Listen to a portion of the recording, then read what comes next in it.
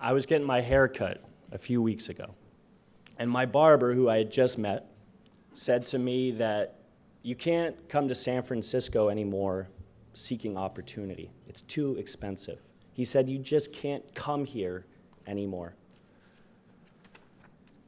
Then I was talking to my friend who's a police officer who's here today, and he told me that he found a 3-year-old girl waking up with her parents in Justin Herman Plaza in the grass across the street from the Ferry Building. He said, how is this happening in our city? And how can we change this? And you know, I get that question a lot. And I'd like to think it's because people think Tipping Point can help. And I'm looking at this room with 100 more people at this breakfast than last year, and I know that we can. But I'm going to tell you, it's going to take a lot of work. Research shows that when people see a homeless person on the street, the part of the brain that recognizes objects shows up, lights up, not the part that recognizes human beings. We are walking by people and no longer seeing them. But after 10 years, or almost 10 years of doing this work, I remain optimistic. We've learned when it comes to fighting poverty, change takes a long time, longer than any of us would like. But 7 years ago, Reading Partners was a small organization with an innovative idea. Today, as you heard, it's a proven model impacting 9,000 children across the country and growing. Tipping Point won't just be dipping its toe in the water with early stage organizations. We'll be providing significant funding and resources that can help groups like Caliber Schools, our newest grantee, get up and running. We went and visited Caliber a few weeks ago, and I learned that 88% of the kids that entered Caliber in its first year in September, 88% were failing. 12 weeks into the semester, scores are rising dramatically because of the incredible leadership. That's a bet we'll make every time. This year, we will invest up to 15% of our funding, of that $21 million, in emerging leaders and new organizations.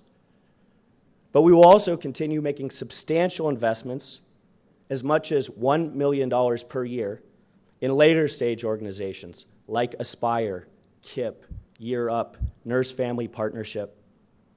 These are groups with proven results and have the ability to scale. And that's how we'll gain the most traction in short order. But we have also learned that it's not enough just to fund what already exists.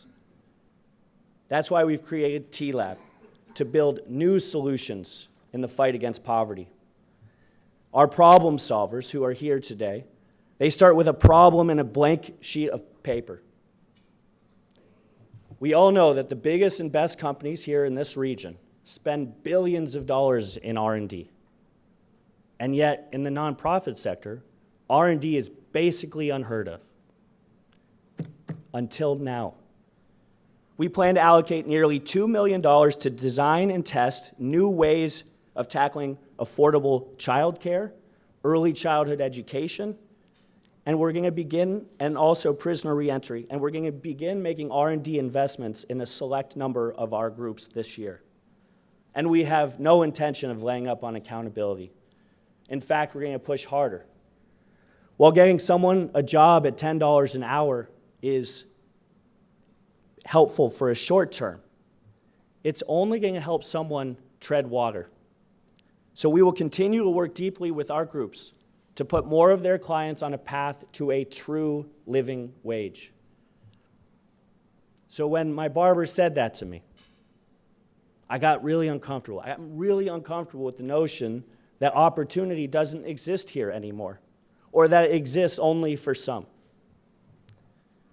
So when asked, how do we change things? I say, we need to see people again.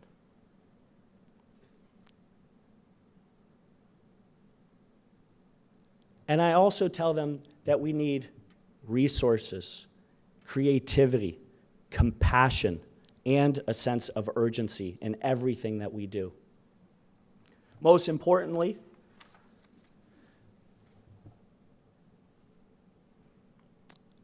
I want to thank you all, because you all have so many other places you could be this morning. I know that many of you had to find different ways to get your kids to school, or you have a job to get to, but you chose to be here. Whether it's the first time you've come to this event or that this is the 8th one that you've been to, you're here. And you got to listen to these amazing stories. So, in closing, I want to ask you all to do one small thing. On the back of your program, in front of you, there's a Post-it note. And now I know I'm going to lose your attention, but I'm going to get it back in 1 second. There's pens, and I want you to tell us why you give, because I know your words will inspire others to action. And we have a board on the back. And while you guys are writing that, I would love to ask all of our grantees represented here today to stand up so you can be honored.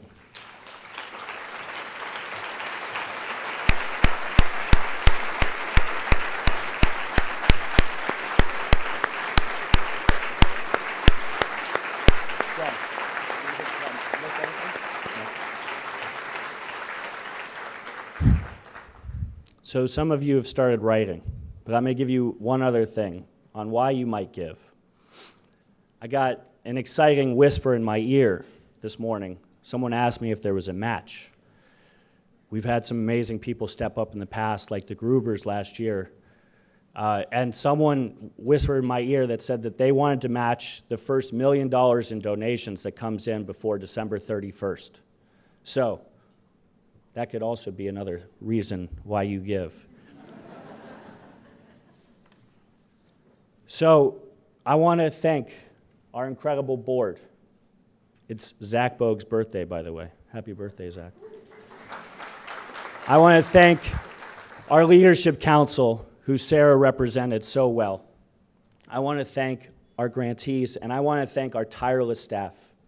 You guys see me up here, but our staff is lined up against the wall, and they work tirelessly on behalf of our community every day.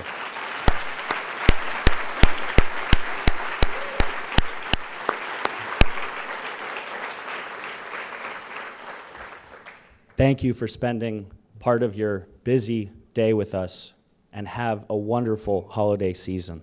Thank you.